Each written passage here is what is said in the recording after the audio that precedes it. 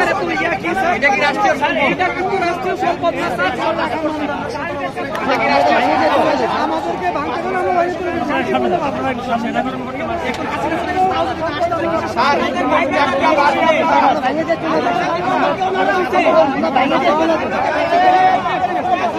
আমরা বাইরে চলে যাবো। আমাদের কাজ শুরু করতে হবে, আমাদের বাইরে দিয়ে আমরা চলে যাবো।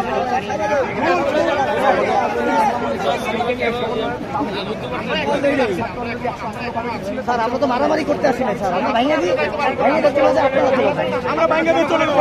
আমি এক মিনিট কথা বলি, ভাই এক মিনিট। আমরা পরিচয় প্রথমে দিয়ে আমি কেন্দ্রীয় সমন্বয়ক বাবু খান বলছি। স্যার আপনারা জনগণের বন্ধু, আপনারা দেশের বন্ধু। বাংলাদেশের জনগণ একটি মাত্র ইউনিটের প্রতি মায়ের মতো সম্মান শ্রদ্ধা করে। কি সমস্যা?